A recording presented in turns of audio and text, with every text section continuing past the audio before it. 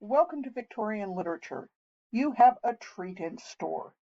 We are going to read some of the finest writers in the British canon this summer and think about some of the issues that still bother our society today. The Victorians were very progress oriented. They looked at themselves as the epitome of progress, much as we do today. They were dealing with an industrial revolution. We are dealing with an informational revolution. And I think you'll find a lot of similarities in what's going on in the two periods. All right, so uh, basic ways to get in touch with me. Email is still the best way. I am happy to meet via Teams if if you'd like to talk to me.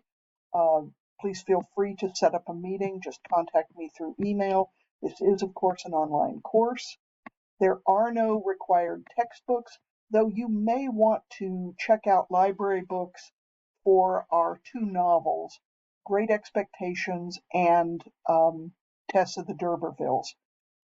Great Expectations, a novel that talks about a young man's rise to adulthood, and Tess of the D'Urbervilles, the problems for a young woman of the Victorian period coming to adulthood.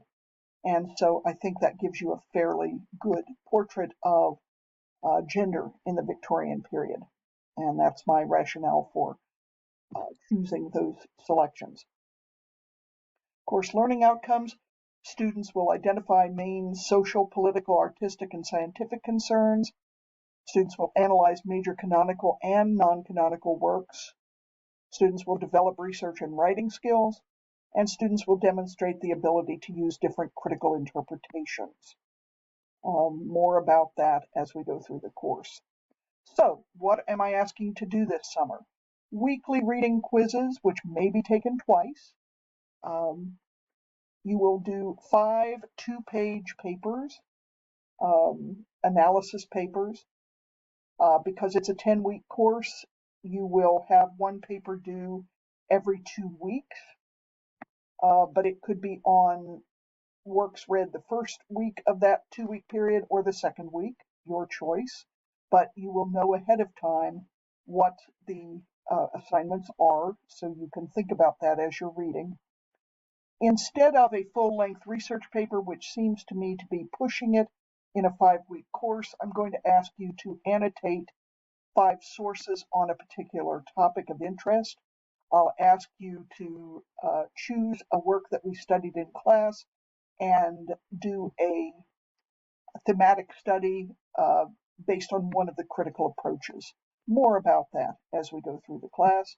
Then I'll ask you to annotate the 5 most interesting of those sources. So, how do the learning outcomes and the assignments align? The weekly quizzes will test your knowledge of cultural background of Victorian literature. Your 2-page papers will require you to do literary analysis. The annotated bibliography and the 2-page papers will test your research and writing skills.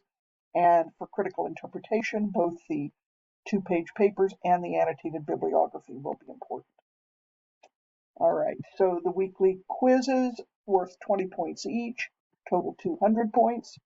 The 5 2-page papers are worth 50 points each, for a total of 250 points. The annotated bibliography proposal is worth 25 points, and the full annotated bibliography of 5 sources is worth 50 points. And the grading scale is the common grading scale used at Fairmont State. Here's how to get in touch with me. Email is always your best guide. There will be at least 1 week during the semester when I won't be available, but I'll let you know before that, and we'll try to keep in contact through course messages or announcements. I don't typically do a lot of checking of my email on weekends, so please know that I may not answer you quickly then. In terms of academic integrity, I'm sure that won't be an issue here, but I do want to point out my AI policy. You may use AI to check grammar and style. You may not use AI to draft writing assignments or write entire papers or any part of papers. Um, please don't do that. Um, uh, the Tutorial Center is active this summer, and if you would like to get feedback, apart from what I give you, on any of your papers, you may contact the Tutoring Center there. Right, so let's take a look at um, the schedule of work, the introduction to the Victorian period. Um, we'll start out talking about the historical background to the period, followed by a look at the notion of art versus the reality of industrialization. We'll look at Victorian Gothic in Great Expectations and also Victorian realism in Great Expectations. The dramatic monologue is one of the classic genres of poetry of the Victorian period, so we'll spend a whole week on some dramatic monologues. We'll consider the woman question and Tess of the D'Urbervilles for 2 weeks. Then we'll move on to literature of empire, have a brief stop with the Pre-Raphaelites and aestheticism, and then we'll finish with a look at a problem play, Shaw's Mrs. Warren's Profession. And we'll finish there. I look forward to discussing, to seeing what you think of some great literature this summer, and I hope that you, most of all, enjoy it. Thanks.